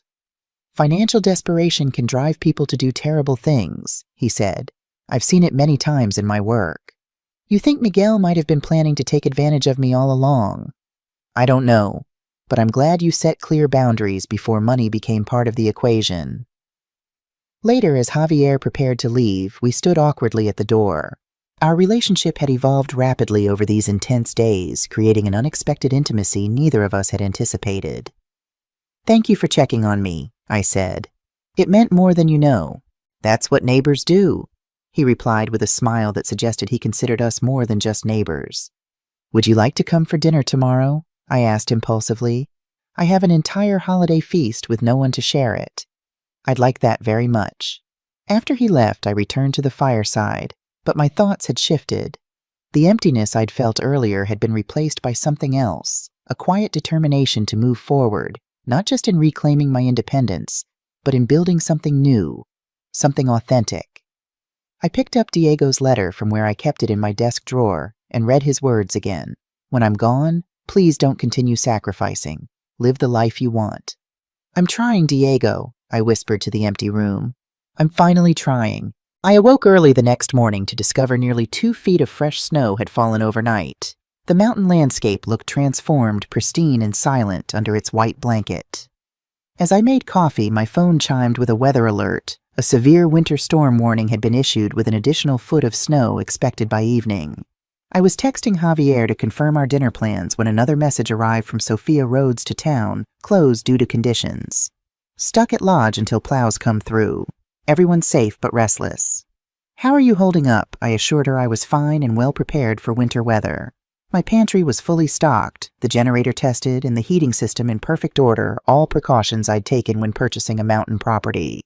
My conversation with Javier was briefer. His home was closer to mine on the mountain, accessible by the same private road. "Still on for dinner unless conditions worsen," he confirmed. "Might arrive on snowshoes at this rate." The day stretched peacefully before me. I baked fresh bread, savoring the rhythmic process of kneading dough. I read by the fire, played music I loved, and spoke to no one for several hours. This was the solitude I'd sought in moving here, not the lonely isolation imposed by neglect, but the peaceful solitude of choice. Around noon, the security system alerted me to movement at the end of my driveway. On the camera feed, I spotted a figure trudging through the snow, pulling what appeared to be a sled laden with packages. It took me a moment to recognize Lucia, bundled in so many layers, only her eyes were visible. I rushed to the door, opening it as she approached the porch. "Lucia, what on earth are you doing? It's dangerous to be out in these conditions." "The lodge is only 2 miles away," she said, her breath clouding in the frigid air as she climbed the steps. "And I'm from New Mexico, Abuela. I know how to walk in snow. Come inside this instant before you freeze," I scolded, helping her with the sled. "Does your mother know you're here?" "Of course." She unwound her scarf as we entered the warmth of the house. "They all argued about it, but I told them I wouldn't be trapped in that lodge all day when I could be with you instead." My heart swelled at her determination. "You could have called. I would have understood." "I wanted to be here," she said simply. "Besides, I brought presents. It's still Christmas." Once she'd shed her winter gear and warmed herself by the fire with hot chocolate, Lucia revealed the contents of her makeshift sled, the family's Christmas gifts for me, some books and games, and her own overnight bag. "I may have told them I'm staying until the road's clear," she admitted with a mischievous smile. Mom wasn't thrilled, but Dad sided with me for once. "Carlos supported this expedition." Lucia nodded, looking suddenly serious. "They told me last night about the separation. Dad said seeing you stand up for yourself made him realize he's been letting Mom control everything in their marriage, just like she tries to control everything else." The parallels were striking but uncomfortable. I wasn't trying to inspire marital revelations. "Maybe not, but it happened anyway." Lucia curled her legs beneath her on the sofa. "Can I ask you something personal, Abuela?" "Of course. Were you and Abuelo happy? Really happy?" I considered the question carefully, wanting to give her the honest answer she deserved, rather than the sanitized version parents often offer children. "We had a complex marriage," I said finally. "Your grandfather was brilliant, driven, and in many ways traditional. He provided abundantly, but wasn't always emotionally present. I sacrificed parts of myself to support his vision of our life." I paused, gathering my thoughts. We loved each other deeply, but I don't think either of us fully understood what the other truly needed. "Like Mom and Dad," Lucia said quietly. "Perhaps. Every marriage has its own challenges. The important thing is that both people feel seen and valued. Lucia nodded thoughtfully. That's why you bought this house, isn't it? To finally feel seen. To finally see myself, I corrected gently. To remember who I am beyond the roles I've played for others. The afternoon passed pleasantly as we opened gifts, played board games, and prepared dinner together. Lucia proved surprisingly adept in the kitchen, explaining that she'd been teaching herself to cook through online videos, another passion her mother hadn't encouraged. Mom thinks cooking is outdated, she explained as she expertly diced vegetables. She says women fought too hard to get out of the kitchen to voluntarily go back. Feminism isn't about rejecting traditionally feminine pursuits, I replied. It's about having the freedom to choose which pursuits fulfill you regardless of gender expectations. That's what I tried to tell her, Lucia exclaimed. But she just says I don't understand because I'm too young. Your mother means well, I said, choosing my words carefully. But sometimes our own experiences narrow our vision of what others need. Javier arrived as promised, bearing a bottle of Spanish wine and additional firewood. The three of us enjoyed a festive dinner that, while different from the large family gathering originally planned, felt warm and genuine. Afterward, we sat by the fire, talking late into the evening about everything from literature to politics to Lucia's dreams for college and beyond. I want to study Spanish literature like you did, she confessed. Mom keeps pushing me toward business or law, but I love language, the way it shapes thought and preserves culture. Your passion reminds me of myself at your age, I told her. I fell in love with Cervantes and Garcia Lorca before I ever considered practical career implications. Did you ever regret your choices? She asked. I regret allowing others to diminish my choices, I answered honestly. But the choices themselves never. As the hour grew late, Lucia excused herself to bed, leaving Javier and me alone by the dwindling fire. We sat in comfortable silence for a while, the coziness of the room creating an intimacy that felt both new and somehow familiar. You're good with her, Javier observed. She clearly adores you. We understand each other, I said. Perhaps because we're both at transitional points in our lives, she finding her identity, me reclaiming mine. And how is that reclamation going? He asked, his eyes warm in the firelight. It's illuminating, challenging, liberating. I smiled. I spent so many years being what others needed me to be. Wife, mother, professor, widow. It's strange to simply be Elena again. I like Elena, Javier said softly, reaching across to take my hand. Very much. The gesture was unexpected, but not unwelcome. His hand felt warm and solid around mine, the calluses of a man who worked with his hands contrasting with my smoother skin. This is unexpected, I said, not pulling away. Is it? His smile was gentle. I knew from our first conversation that you were remarkable, strong, intelligent, principled. Also stubborn, sometimes impulsive, and apparently capable of terrifying my children, I added wryly. Those aren't flaws, Elena. They're evidence of your spirit. Before I could respond, my phone rang Miguel's ringtone. I reluctantly withdrew my hand from Javier's to answer. Miguel, is everything all right? His voice came through tight with stress. Mama, I'm sorry to call so late. I've been trying to reach you all day, but the storm interfered with cell service. What's happened? It's bad. The partners are claiming I misrepresented investments to clients. They're making me the scapegoat for some losses. His voice broke slightly. I could lose my license, face civil penalties. My reputation will be destroyed. My heart sank. Oh, Miguel, what do you need? I hate to ask this way, but I need a loan, a significant one, just to keep us afloat until I can fight this properly. I closed my eyes, trying to process the request. How significant? His answer made my breath catch. $2 million. Miguel, I know it's a lot, he rushed on. But the house is mortgaged to the hilt, and if I lose my position, we'll lose everything. Think of Emilio and Victoria. The emotional leverage was so transparent it would have been offensive if it weren't so desperately delivered. I need time to consider this, I said finally. We should speak in person once the road's clear. After ending the call, I looked up to find Javier watching me with concern. Your son is in trouble, he said. It wasn't a question. Yes, financially and perhaps legally. And he wants you to bail him out. I nodded, suddenly exhausted. The timing is almost poetic, isn't it? For years, they thought I needed their help, financial and otherwise. Now Miguel needs mine desperately. What will you do? Javier asked, his tone carefully neutral. I don't know yet, I admitted. Part of me wants to help immediately. He's still my son regardless of his mistakes. But another part is wary of being used, Javier finished for me. Yes, and concerned that solving this problem for him might enable more of the same behavior that created it. Javier nodded thoughtfully. That's the challenge of parenting adult children, finding the balance between support and enabling. A balance I've clearly struggled with, I sighed. Perhaps I was too accommodating for too long, and now my boundaries seem harsh in comparison. Or perhaps you're finally finding the right balance after years of tipping the scales too far in one direction. His perspective was comforting, but as he prepared to leave the snow having momentarily let up, I still felt unsettled. Standing at the door, Javier seemed to sense my turmoil. Trust yourself, Elena, he said, squeezing my hand. You've spent a lifetime considering others' needs. You won't suddenly become selfish now. After he left, I sat alone in the darkened living room, watching the snow resume its silent fall outside the windows. Diego's words echoed in my mind. Live the life you want. But what did that mean when my children's lives were intertwined with mine, regardless of distance or boundaries? For the first time since buying the mountain house, I wondered if independence might be more complicated than I'd imagined. The next morning dawned bright but frigid. The storm had intensified overnight, dropping another 18 inches of snow.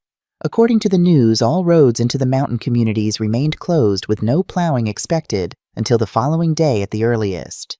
Lucia and I were lingering over breakfast when my phone rang. It was Sophia, her voice tight with barely controlled panic. Mama, we have an emergency. The lodge lost power overnight and their generator is malfunctioning. They're evacuating everyone to private homes with working utilities. Are you all right? I asked immediately. We're fine, but freezing. The manager mentioned you're on a different power grid that hasn't been affected. He called Javier, who confirmed your house still has electricity. I understood immediately what was coming. You need somewhere to go. I know this is a lot to ask, especially after everything, Sophia said, her voice small. But we have the children and the temperature is dropping fast. Of course you can come, I interrupted. All of you. This is an emergency, Sophia. Gather what you need and come now. Within the hour, my driveway filled with vehicles, 2 lodge shuttles delivering my family and their belongings through the treacherous conditions. The scene at my front door was chaotic children stomping snow from boots, adults carrying bags and looking both relieved and uncomfortable, everyone talking at once. Thank you for this, Miguel said quietly as he entered, not quite meeting my eyes. Our late-night conversation hung between us unresolved. Dante arrived last, his expression guarded. The universe has a sense of humor, he muttered, trapping us together after everything. Perhaps it's an opportunity rather than a trap, I suggested. The logistics of housing 11 people required immediate attention. I assigned rooms, organized bathroom schedules, and inventoried food supplies while my children settled in awkwardness, gradually giving way to practicality. By mid-afternoon, a routine had emerged, the younger children playing board games in the great room, teenagers helping with meal preparation, adults taking turns with various tasks. This is surreal, Sophia observed as we prepared dinner together. Like those Christmas gatherings we used to have at the old house, but now you're in my space, not the other way around, I finished for her. She nodded, looking somewhat ashamed. I never realized how that felt for you, coming into our homes, following our rules, fitting into our schedules. It wasn't always unpleasant, I said fairly. Just unbalanced. As evening approached, a new complication arose. The storm had affected cell service throughout the region. Our connection to the outside world became increasingly tenuous, with calls dropping and texts failing to send. My partners have been trying to reach me, Miguel said, frustration evident as he paced the kitchen. This delay could cost me everything. There's nothing you can do until the road's clear, Carlos pointed out reasonably. Maybe use this time to step back and consider other perspectives. Miguel shot him a dark look. Easy for you to say. Your career isn't hanging by a thread. No, Carlos agreed evenly. Just my marriage. The blunt acknowledgement silenced the room. Sophia froze where she stood at the counter, her eyes filling with tears. Perhaps this conversation would be better continued privately, I suggested gently, but Carlos shook his head. No, I think we've had enough privacy, enough polite fictions. If this family is going to heal, maybe we need more honesty, not less. What's that supposed to mean? Dante demanded. It means we're all pretending, Carlos said, looking around at each person. Pretending Miguel's financial troubles appeared overnight when he's been cutting corners for years. Pretending Sophia and I aren't separating because she can't face difficult emotions. Pretending Dante isn't bitter about his father's approval that never came. How dare you? Dante began, but Carlos continued calmly. And all of you pretending Elena is somehow less capable, less independent than she actually is because it suited your narrative, your convenience. That's enough, Miguel snapped. You don't get to lecture us about family dynamics when you're walking out on yours. I'm not walking out, Carlos replied. I'm asking for change, for growth, for real connection instead of performance. He glanced at me. Something your mother seems to understand better than any of you. The tension in the room was palpable. Valentina had moved protectively closer to Miguel. Isabella watched her husband Dante with a mixture of concern and something else recognition, perhaps. Sophia stood rigid, tears now flowing freely down her face. This isn't helping anyone, I said finally. We're all tired, stressed, and trapped together in a difficult situation. Let's take a breath. No, Carlos is right, Sophia said unexpectedly, her voice stronger than I'd anticipated. We do need honesty, starting with me. She turned to face me directly.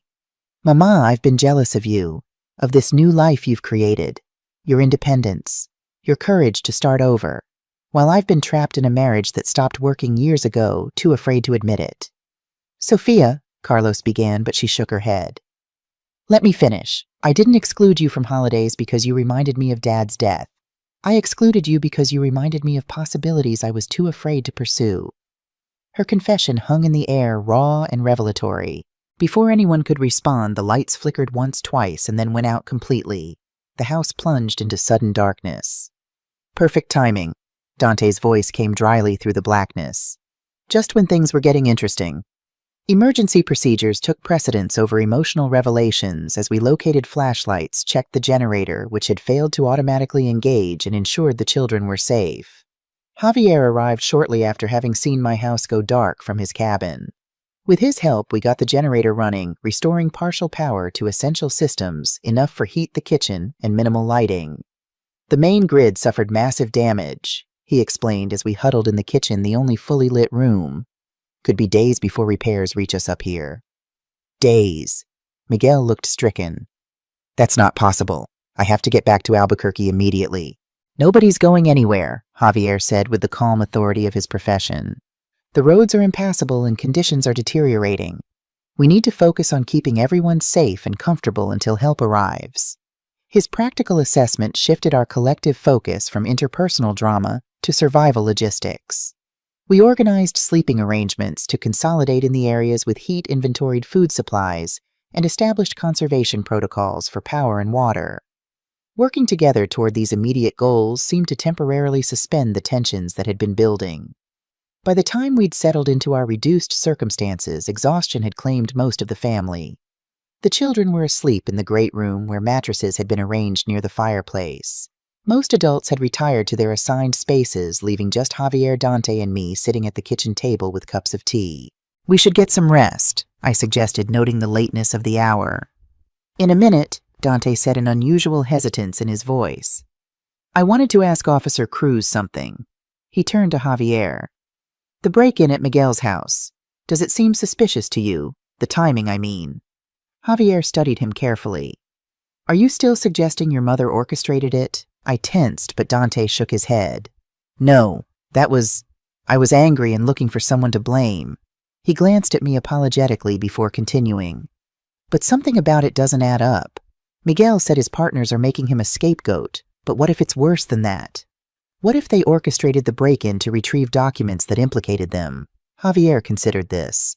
It's possible. Corporate financial crimes often involve destroying evidence or creating false narratives. Would you be willing to make some inquiries when communications are restored? Dante asked. Unofficially, I mean, for the family's sake. The request surprised me, not just the practical nature of it, but the fact that it came from Dante, who had been the most resistant to reconciliation. I can reach out to colleagues in that jurisdiction, Javier agreed. But Miguel would need to be forthcoming about the full situation. I'll talk to him, Dante promised, rising from the table. Thank you. He paused, looking at me with an expression I couldn't quite read. And Mama, I'm sorry about what I said yesterday, about you manipulating the situation. It was unfair. Thank you, hijo, I said simply. After he left, Javier and I sat in companionable silence, the generator's distant hum providing white noise in the otherwise quiet house. That was unexpected, I finally said. Family crises have a way of clarifying priorities, Javier observed. When survival becomes the immediate concern, other grievances often fall into perspective. Is that your professional assessment officer, Cruz? I asked, smiling slightly. My personal experience, actually, he replied, his expression turning serious. My wife and I separated after I was shot in the line of duty. The crisis should have brought us together, but instead it exposed how fundamentally disconnected we'd become. I'm sorry, I said, reaching for his hand across the table. I didn't know. It was 3 years ago, he said, his fingers wrapping around mine. Long enough to gain perspective, to realize that sometimes relationships end, not because anyone did something wrong, but because people grow in different directions. Like Sophia and Carlos, I mused. Perhaps, though they seem to still be fighting for understanding, which is more than my ex and I managed. He squeezed my hand gently. The question isn't whether relationships change, they always do. It's whether people are willing to change with them to rebuild something new when the old structure no longer serves. His words resonated deeply, echoing my own thoughts about my relationships with my children. The old dynamic no longer worked, but could we build something new from the ruins? We should get some rest, Javier said, releasing my hand. Tomorrow will bring its own challenges. As I lay in bed that night, listening to the wind howl outside my window and the occasional creaks of a house full of sleeping people, I reflected on Carlos's words from earlier. Real connection instead of performance. Perhaps that was what I'd been missing all along, not just inclusion in family gatherings, but authentic connection beneath the surface performances of family. And maybe this forced proximity, this crisis that had thrown us all together in my space, was the catalyst needed to build those genuine connections. With that thought providing unexpected comfort, I drifted into sleep, wondering what revelations tomorrow might bring. The following morning brought more snow and the news that roads would remain closed for at least another day. Power crews were working on the main lines, but our area would be among the last to receive attention due to its remote location. We were effectively cut off, dependent on our own resources and each other. After a simple breakfast prepared on the gas stove, the family naturally divided into task groups. Sophia and Valentina organized activities for the younger children. Carlos and Isabella took inventory of our remaining supplies. Miguel and Dante surprisingly headed outside together to clear pathways around the house and check the generator's fuel level. I found myself in the kitchen with Lucia and Marco preparing lunch from our dwindling fresh ingredients. They're actually talking, Lucia observed, watching her father and uncles through the window. Not arguing, actually having a conversation. Necessity creates strange alliances, I remarked. Do you think it will last? Marco asked skeptically. Once we're back to normal, I mean. That depends on what normal becomes, I replied. Sometimes it takes a disruption to create space for a new pattern. By afternoon, the initial awkwardness of our forced cohabitation had evolved into something approaching camaraderie. The shared challenges of limited power-rationed water and meal preparation from restricted supplies created a natural teamwork that transcended recent tensions. I observed my family with new eyes, not as the people who had excluded me, but as individuals struggling with their own challenges, making choices both good and poor, just as I had throughout my life. Miguel, despite his financial troubles, revealed unexpected resourcefulness, rigging a snowmelt system on the covered deck to supplement our water supply. Sophia, normally so controlled, showed genuine warmth while teaching the younger children to play card games she remembered from her own childhood. Dante, perhaps most surprisingly, exhibited patience and technical skill while helping Javier repair a problematic pipe that had begun to freeze. During a quiet moment in the kitchen, Valentina approached me hesitantly. Elena, can we speak privately? I nodded, leading her to the small study where we could close the door. I owe you an apology, she began without preamble. Not just for Christmas, but for years of manipulation, I suppose. Manipulation. I hadn't expected this specific acknowledgement. She nodded, looking genuinely remorseful. I've been the one suggesting to Miguel that including you in our holidays would be complicated. that you were fragile after Diego died, that you might be overwhelmed by our lively household." "Why?" I asked simply. Valentina sighed, sinking into a chair. "Because I was jealous. Miguel respected you in a way he's never respected me. When a decision was difficult, he'd always say, 'What would Mama advise?' Never, 'What does Valentina think?'" She shook her head. "It was easier to keep you at a distance than to compete with your influence." The honesty was startling. "I never intended to overshadow you, Valentina. I know that now. Watching you these past days, how you've managed this crisis, how you've created this new life, I realize I've been blaming you for my own insecurities." She looked up, her eyes shining with unshed tears. "Miguel and I were in trouble, not just financially. We've been drifting apart for years, focusing on appearances rather than substance. Seeing how you've reinvented yourself, it's made me question everything." Her vulnerability touched me deeply. "It's never too late to make changes, Carina, if that's what you both want." "I don't know what Miguel wants anymore," she admitted. "But I know I want more than what we've settled for. I want authenticity like you found here."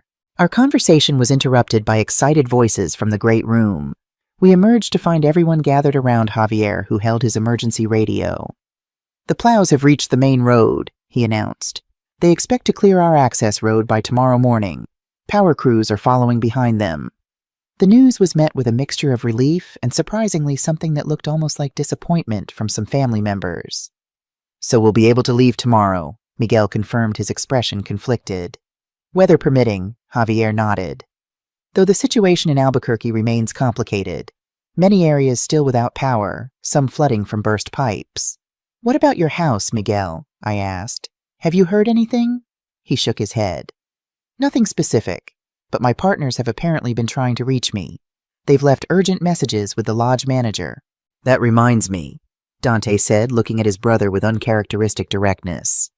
"I spoke with Officer Cruz about your break-in. He thinks there might be more to investigate about the timing and circumstances." Miguel stiffened visibly. "That's not necessary. It was just an unfortunate coincidence." "Was it?" Dante pressed. "Or is there something you're not telling us about these business troubles?" The room fell silent, all eyes turning to Miguel, who suddenly looked cornered. "This isn't the time," he said tightly. "I think it's exactly the time," Carlos interjected. "Before you ask Elena for $2 million, perhaps you should explain exactly what's happened." Miguel's head snapped up. "How do you know about that? These walls are thin." Carlos shrugged. "And your voice carries when you're stressed." I moved to stand beside Miguel, who looked both angry and frightened. "Let's all stay calm," I suggested. "Miguel, if there's more to this situation, now is the time to share it. We're family. We can face this together." For a moment I thought he would refuse. Then his shoulders slumped, the facade of confidence finally crumbling. "I made mistakes," he admitted, his voice barely audible. "Cut corners to show profits. Nothing illegal, but ethically questionable." When clients started asking difficult questions, my partners positioned me as the scapegoat. "Why?" Dante demanded. "Why risk everything you've built?" Miguel looked up, his eyes haunted. "Because I've been trying to live up to Dad's legacy my entire life. His financial brilliance, his success. Every year the pressure to perform, to exceed expectations. It became unbearable." The raw honesty of his confession silenced the room. I felt a physical ache in my chest, recognizing how Diego's driven nature had shaped our son in ways neither of us had fully understood. "Miguel," I said gently, "your father would never have wanted you to compromise your integrity for financial success. Never." "You don't understand," he insisted. "Dad always pushed for more. Better returns, smarter investments. How could I admit I couldn't match him?" "He was hard on you," I acknowledged, but not because he expected perfection. Because he saw your potential and wanted you to fulfill it. On your own terms, not by copying his methods. "How do you know that?" Miguel asked, desperation in his voice. "He never said that to me." I hesitated, then made a decision. "Wait here." In my bedroom, I retrieved a box I'd brought from the old house, Diego's personal papers that I'd discovered after his death. Returning to the great room, I handed Miguel a folder containing letters Diego had written but never sent. "Your father wasn't good at expressing emotions," I explained as Miguel opened the folder with trembling hands. "But he wrote these over the years. Letters to each of you that he kept private. As Miguel read silently, tears began streaming down his face. Sophia and Dante moved closer, reading over his shoulders. He was proud of me, Miguel whispered, even when I made different choices. He was proud of all of you, I confirmed. In his own way, though, he struggled to show it. For the next hour, my children took turns reading their father's unsent letters, expressions of pride, concerned love, and hopes for their futures. Letters that revealed a man more emotionally complex than the driven provider they had known. "Why didn't you share these earlier?" Sophia asked, wiping tears. "I only found them after he died," I explained. "And then, I wasn't sure if they would help or hurt." Diego was complicated. He placed tremendous pressure on himself, and sometimes that extended to you all. I wanted to protect you from feeling you had to live up to impossible standards. But in trying to protect us, we missed knowing this side of him, Dante said quietly. The father who noticed our efforts, not just our achievements. "I made the same mistake your father did," I admitted, thinking I knew what was best without asking what you needed. The revelation created a new openness between us. As evening fell, we gathered around the fireplace, no longer strangers forced together by circumstance, but family choosing connection despite our differences. Conversation flowed more naturally than it had in years, touching on memories, regrets, hopes, and possibilities. When Javier joined us after checking road conditions, he was met with genuine inclusion rather than polite tolerance. The children, sensing the shift in atmosphere, relaxed into play without the earlier tension. Even Dante seemed more at peace, his defensive edges softened. Later, as the household settled for our final night of imposed togetherness, Miguel sought me out on the deck, where I'd gone for a moment of solitude beneath the stars. "Mama, about the loan," he began. "We'll discuss it when we return to Albuquerque," I said firmly, "with a proper financial advisor present. If I'm going to help you, it will be with clear terms and expectations, not as a bailout, but as a structured plan for rebuilding." He nodded, accepting the boundary without argument. "That's fair. More than fair, considering everything. You're still my son, Miguel.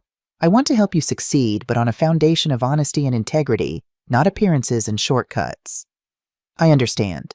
He hesitated, then asked the question that clearly weighed on him. "How did you do it, Mama? Start over at your age? Find this courage?" I considered the question, looking out at the snow-covered mountains gleaming under the moonlight. "I realized I had spent decades defining myself through others' eyes," I said finally. "Diego's wife, your mother, the professor, the widow. One day I simply asked myself, who is Elena when no one is watching? What does she want when no one is expecting anything from her? This house was my answer." "It suits you," he said softly, "more than the old house ever did. Because I chose it for myself, not to accommodate everyone else's needs." Miguel was quiet for a long moment. "I think that's what I need to learn. How to make choices that aren't about meeting expectations or maintaining appearances." "It's never too late to start," I told him, squeezing his hand. "That's the gift your father ultimately gave me, the freedom to begin again." As we stood together in the crisp mountain air, I felt something shift between us, not a complete healing, but the beginning of a more authentic relationship, one based on mutual respect rather than obligation or convenience. The storm that had trapped us together had done more than test our resilience. It had forced us to see each other clearly, perhaps for the first time in years. Spring came to the mountains with gentle persistence, melting the snowdrifts into burbling streams and coaxing pale green buds from dormant branches. I'd been in my mountain home for nearly 4 months now, watching the seasons transform the landscape from pristine white to vibrant awakening. Much like the land around me, my relationship with my children had undergone its own thaw, gradual, sometimes halting, but undeniably progressing. The changes hadn't happened overnight. January brought tentative phone calls, careful in tone and duration. February saw my first invitations to their homes, genuine invitations with reasonable notice, not last-minute obligations or afterthoughts. March introduced a new pattern of Sunday video calls with the grandchildren scheduled weekly rather than occurring sporadically when guilt prompted connection. Small changes that together represented significant shifts in the family dynamic. On this particular April morning, I stood on my deck with coffee surveying the property I'd come to love so deeply. The mountain air carried the scent of pine and new growth, invigorating and peaceful simultaneously. My phone chimed with a text from Lucia, who had become my most consistent correspondent since Christmas. Finished my college application essay. Can I email it to you for feedback? It's about finding your voice later in life, inspired by someone I know. I smiled, typing back my enthusiastic agreement. Lucia's transformation over the past months had been particularly rewarding to witness, from somewhat self-absorbed teenager to thoughtful young woman developing her own value system often distinct from her parents' materialistic priorities. The sound of tires on gravel drew my attention to the driveway where Javier's truck appeared around the bend. Since Christmas, our friendship had deepened into something neither of us had anticipated, a companionship that brought richness to both our lives. Not romance exactly, though perhaps edging in that direction with patient deliberation. We were both cautious people who valued clarity and intention in relationships. "Morning," he called, emerging from the vehicle with a bakery box in one hand and gardening tools in the other. "Ready to tackle those raised beds we talked about?" We had planned a vegetable garden for the sunny southern exposure of the property, my first attempt at growing food rather than just ornamental plants. Javier, with his practical knowledge of mountain-growing conditions, had offered to help design and build the beds. "Absolutely," I replied, meeting him at the bottom of the deck stairs. Though I'm not sure I've fully convinced myself that I have any talent for gardening. "Talent is overrated," he said, handing me the bakery box. "Persistence matters more. Plants respond to consistent attention, not natural aptitude." Rather like relationships, I observed, accepting the pastries with a grateful smile. "Exactly like relationships," he agreed, his eyes crinkling at the corners. We spent the morning measuring and constructing the cedar frames that would hold my first gardening endeavor. The physical work was satisfying in ways my previous life had rarely offered, creating something tangible, useful, and potentially nourishing. "Your son called me yesterday," Javier mentioned casually as we broke for lunch on the deck. "Miguel, whatever for. He wanted to know if I'd be here this weekend. Said he didn't want to interrupt if we had plans." The consideration implicit in this question, so different from the entitled assumptions of Christmas, warmed me unexpectedly. "What did you tell him?" "That he should talk to you directly about your availability, not assume I keep your calendar." "Wise answer," I smiled. "He's trying." They all are in their ways. Imperfectly, inconsistently, but genuinely trying. It's more than I expected, honestly. "You changed the equation, Elena," Javier observed. "Made them see you as a complete person with agency and boundaries, not just a convenient mom figure to be accessed when needed and ignored when not." Before I could respond, my phone rang, Miguel's name appearing on the screen as if our conversation had summoned him. "Mama," he greeted me when I answered. "Hope I'm not interrupting anything." "Not at all. Javier and I are just having lunch after building some garden beds." A brief pause. "That's actually why I'm calling. Victoria and I were wondering if we could bring the kids up this weekend. Emilio's been asking about your mountain house for weeks, and we thought a proper visit might be nice." The careful phrasing, a request rather than an assumption, wasn't lost on me. "That would be lovely, Miguel. When were you thinking of arriving?" "Saturday morning, if that works for you. We'd get a room at that lodge in town, of course." Another meaningful difference from Christmas: no presumption they would stay in my home without explicit invitation. "The lodge is lovely, but you're welcome to use the guest rooms if you prefer." I offered, finding I genuinely meant it. "Just let me know so I can prepare accordingly." After finalizing the details and ending the call, I looked up to find Javier watching me with quiet approval. "That sounded promisingly respectful," he observed. "It was," I agreed. Though I'm still adjusting to this new version of Miguel who actually asks rather than informs. "Do you trust it will last?" I considered the question carefully. I trust that the dynamic has fundamentally changed. Whether every interaction will reflect that change perfectly, that's another matter. Old habits resurface, but the baseline has shifted. "Because you shifted first," he pointed out. "You stopped accepting the role they'd assigned you." Later that afternoon, as Javier was leaving, Mateo called to check in our weekly conversation that had continued faithfully since Christmas. I brought him up to date on the garden project and Miguel's upcoming visit. "Sounds like progress continues," he noted approvingly. "How are you feeling about all of it?" I glanced around at my home, so thoroughly mine in every detail, from the art on the walls to the garden beds taking shape outside. "Content," I replied truthfully. "Not because everything is perfect with my children, but because my happiness no longer depends on their approval or inclusion." "That's the real victory," Mateo observed. "Independence of spirit, not just living situation."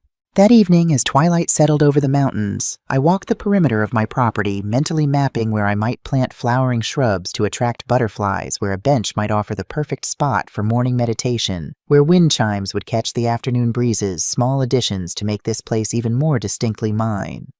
My phone chimed with an email from Lucia, her college essay attached with a nervous message asking for my honest opinion. I settled into my favorite chair by the window to read it, touched that she valued my perspective so highly. The essay was beautifully written, exploring how witnessing my transformation had inspired her own reconsideration of priorities and authentic self-expression. She wrote of Christmas Eve, the night she'd stayed behind when the others went to the lodge, as a turning point in her understanding of what it meant to live intentionally rather than according to others' expectations. In watching my grandmother reclaim her identity beyond the roles assigned to her, she wrote, I began to question which parts of my own identity were authentic and which were performances designed to secure approval. Her courage in establishing boundaries even when painful showed me that genuine relationships must be built on mutual respect rather than obligation or convenience. Tears welled unexpectedly as I read her words. Of all the outcomes I'd imagined when I purchased this mountain sanctuary, peace, independence, self-discovery, I never anticipated becoming a model of empowerment for my teenage granddaughter. The realization crystallized something I'd been feeling increasingly over the past months.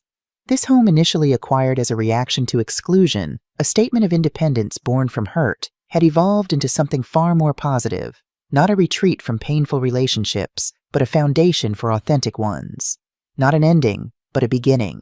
I composed a thoughtful response to Lucia, praising both her writing skills and her insights, then stepped onto the deck to watch the first stars appear in the darkening sky. The mountain air carried the scent of earth, awakening of possibilities unfolding. 5 months ago, I'd stood in this same spot nursing wounds of exclusion and steeling myself for confrontation. Now I stood in quiet anticipation of Saturday's family visit, not desperate for their approval, not anxious about their judgment, but genuinely looking forward to continuing our collective journey toward more honest connection. My mountain house had served its purpose not as the dramatic statement of independence I'd initially imagined, but as the solid foundation for a life rebuilt on my own terms. A life with room for family, for friendship, for growth, for discovery. A life where being forgotten for Christmas had led through unexpected pathways to being truly seen for the first time in years. I smiled up at the emerging stars, feeling both grounded and free, like the mountains themselves standing firm while reaching skyward.